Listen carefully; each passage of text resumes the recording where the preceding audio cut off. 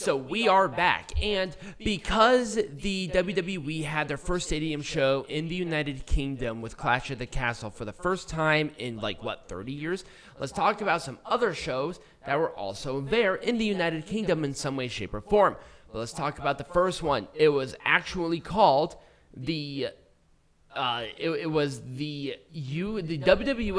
UK event, also known as WWF on Sky One, because this was actually one of the first events that happened on Sky One, because it happened on October 10th, 1989. We're going that far back. Oh yeah. No, there was a very long history with WWF in the United Kingdom.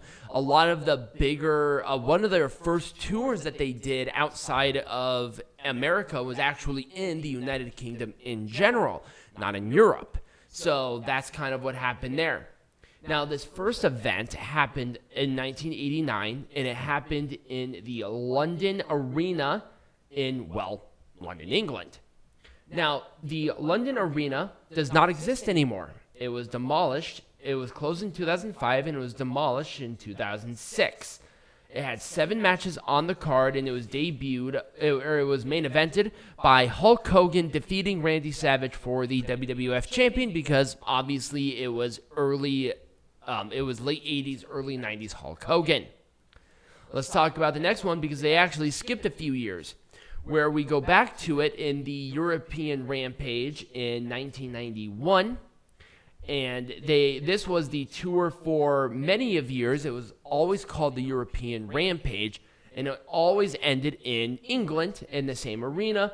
And the first one, which I want to talk about right now, because this was the biggest draw, was the first European Rampage. And it was main evented by Hulk Hogan defeating Sergeant Slaughter for the WWF title, because once again, early 90s Hulk Hogan. Also Sergeant Slaughter, because it was Sergeant Slaughter at that time. And we can't talk about this without talking about the SummerSlam in 1990. This was referenced highly within with Clash of the Castle. Right, 1992's SummerSlam. And you can't go wrong with it, because, yes, this was at Wembley Stadium, and I do not think, it doesn't exist anymore, does it? No, it does. Wembley Stadium? Yeah, it still does, yeah. Oh, okay. So, yes, this happened, obviously, in 1991, and it was August. Oh, no, Wembley Stadium doesn't exist anymore. Oh, you're talking about, because Wembley Stadium does exist, but it's a different stadium structure. Yes, this stadium structure does not exist anymore. Right. As a stadium. So it was closed on October 7th, 2000, and it was demolished between 2002 and 2003. They had to do this in sections. But yes, this Wembley Stadium that we know now does not exist anymore.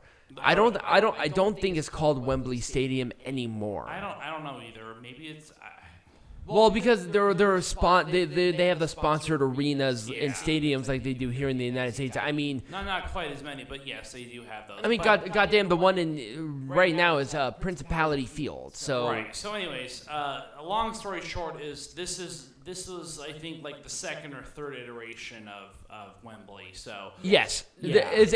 Wembley Stadium is the Madison Square Garden of England. Yeah. Essentially the same thing. But it had 11 matches on the card. It was main evented by, obviously, the British Bulldog versus Bret Hart for the Intercontinental Champion. And once again, this is kind of where Drew McIntyre should have won their match, but I'm not going to bitch about that too much,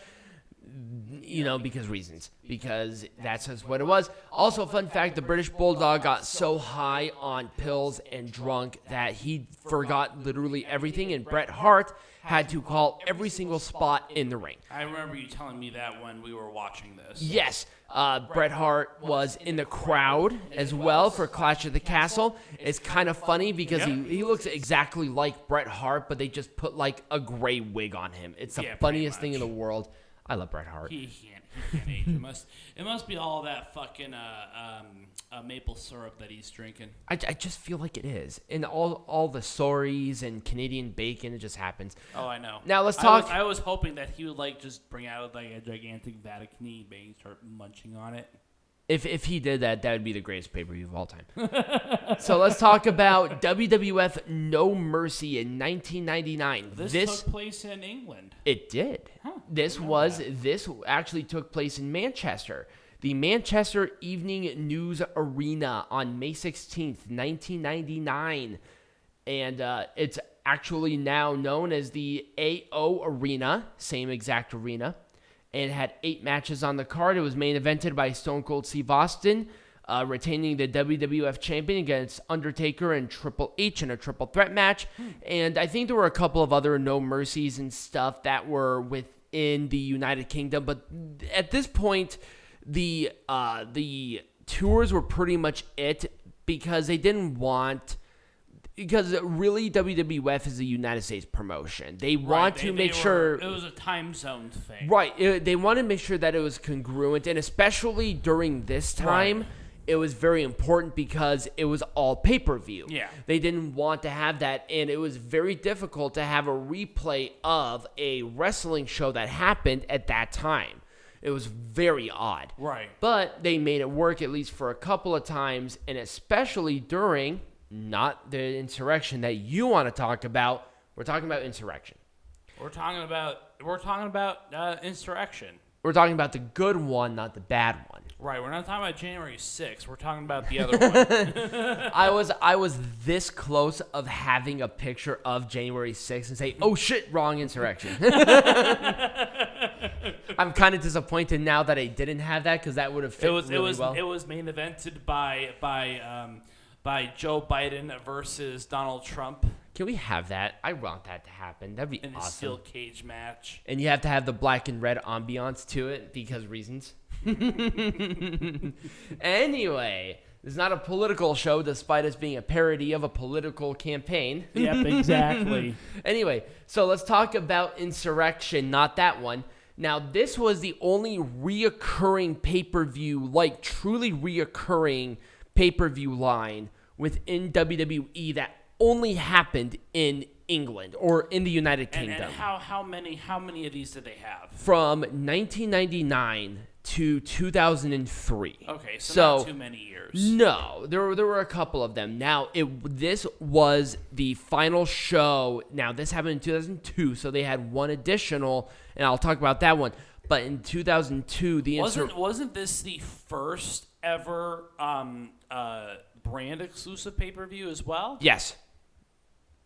There we go. But the brand exclusive pay-per-view happened the year before. But Insurrection was the first brand exclusive pay-per-view for Raw, but it happened in 2002. Mm-hmm.